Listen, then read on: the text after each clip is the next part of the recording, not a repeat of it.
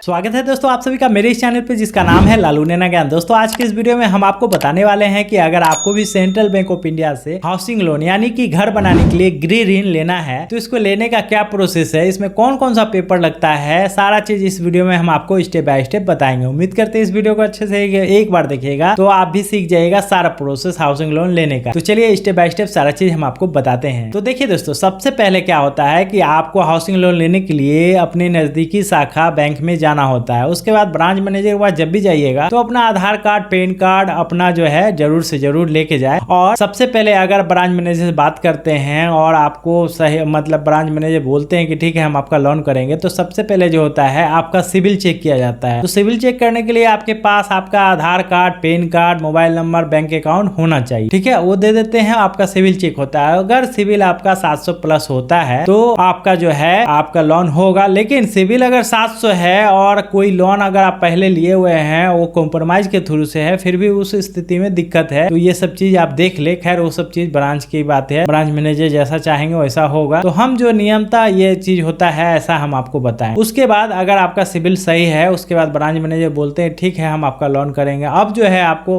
वो बोलेंगे पेपर लेके आइए अपना सारा। तो आपको लेके क्या जाना है, उसके बाद अपना जमीन का पेपर लेना है। आपको जमीन के पेपर में आपका कुछ भी हो सकता है, जैसे कि खतियान हो सकता है, आपके पिताजी के नाम पे जमीन खतियान हो और पिताजी से आप मोटेशन करा चुके हैं, रसीद अपने नाम पे कटा लिए है, अगर वो हो सकता है, या आपका ही खतियान है। ठीक है, उसके बाद या तो ओरिजिनल केवाला है आपका या बंटवारा नामा है, बंटवारा किए हुए हैं जमीन। ठीक है, ये सब स्थिति में भी आपका हाउसिंग लोन होगा। लेकिन उसमें क्या है कि अगर बंटवारा नामा है या खतियान है पिताजी के नाम पे और आप लोन लेना चाहते हैं, मोटेशन करा चुके हैं अपने नाम पे, तो उस स्थिति में क्या होता है कि रजिस्टर्ड मॉर्गेज होगा, उसमें आपको एक्स्ट्रा पैसा लगेगा जो कि चालान कोर्ट में लगता है और उसमें अच्छा खासा एक्स्ट्रा पैसा लग जाता है। तो लोन तो हो जाएगा लेकिन ये प्रोसेस है। और अगर आपके नाम पे ओरिजिनल के वाला है तब तो सिंपली कोई दिक्कत नहीं हो जाता है। तो आपके नाम पे जमीन का पेपर होना चाहिए। ठीक है, उसके बाद जो है आपका करंट रसीद होना चाहिए जो कि आपके नाम से ही होना चाहिए, और एक एलपीसी होना चाहिए। रसीद और एलपीसी ये ऑनलाइन आप खुद से भी बना सकते हैं, इसका वीडियो मेरे चैनल पे है, जाके देख सकते हैं। ऑनलाइन ही आप बनाना चाहते हैं तो बना सकते हैं। उसके बाद इतना सारा चीज हो गया। उसके बाद अगर आप बिजनेसमैन हैं तो आपके नाम पे ITR 3 साल का होना चाहिए, 1 साल का करंट, 2 साल का बैक। ये इतना सारा चीज ले लीजिएगा। आधार पेन तो पहले ही ले लिए हैं और इतना सारा चीज लेके ब्रांच में जाना है। उसके बाद ब्रांच मैनेजर ये सब सारा पेपर चेक कर लेते हैं। उसके बाद आपको जो है आपके जमीन का वैल्यूएशन होता है, सॉरी उसमें जो है इतना सारा पेपर के बाद एक पेपर और ऐड करना है, जमीन का जो होता है नक्शा चाहिए आपका। अगर आप नगर निगम में है तो नगर निगम का नक्शा पास किया हुआ रहना चाहिए, और अगर आप देहात क्षेत्र से हैं तो जो नक्शा तो बनेगा ही, इंजीनियर बनाएंगे, लेकिन उसमें जो साइन मोहर होगा वो मुखिया या सरपंच का जो भी होगा उनका होगा। और आपके नाम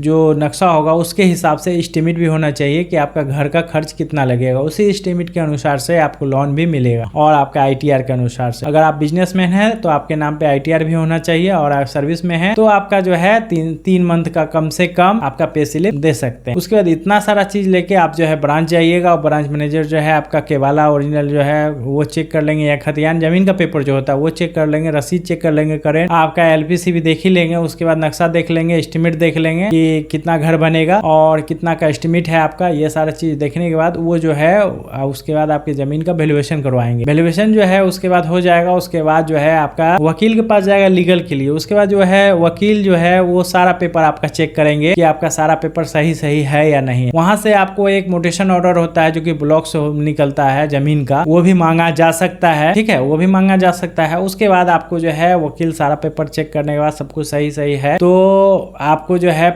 एक जो है ब्रांच मैनेजर चिट्ठी देंगे NAC का। ठीक है, वकील साहब निकाले या खुद भी आप निकाल सकते हैं, तो NAC एक निकलता है, NAC आपका निकल जाएगा। उसके बाद ये सारा चीज करने के बाद वकील जो है आपका पेपर लीगल बना के दे देते हैं। उसके बाद ब्रांच में आपका सबमिट हो जाता है। उसके बाद ब्रांच में आपका जो ब्रांच मैनेजर आपका लोन के लिए आपका प्रपोजल आगे बढ़ाते हैं, अप्रूव करवाते हैं। उसके बाद अप्रूव हो जाता है तो आराम से आपका जो है आपको 3 भाग में या 4 भाग में जो भी है पार्ट बाय पार्ट आपको हाउसिंग लोन मिल जाता है। तो यही था हाउसिंग लोन लेने का प्रोसेस। हम उम्मीद करते हैं शुरू से अंत तक आपको स्टेप बाय स्टेप सारा चीज बताए हैं। सॉरी, एक चीज आपको और नहीं बता पाए हैं, छूट गया है, वो बता देते हैं। वकील साहब एक चीज और खोजते हैं कि आपके जो केवाला जमीन का पेपर होता है, अगर आपके नाम पे केवाला है या खतियान है जो भी है, उसमें जो है आपके केवाला अगर एक है, ठीक है, तो उसमें जो है केवाला का सर्टिफाइड कॉपी भी लगता है। ठीक है, तो वो सर्टिफाइड कॉपी एक भी हो सकता है, 10 भी हो सकता है, 2 भी हो सकता है। अब ऐसा पूछेगा ऐसा क्यों हुआ, जमीन तो मेरा एक ही के वाला का है, लेकिन उसमें क्या होता है चैन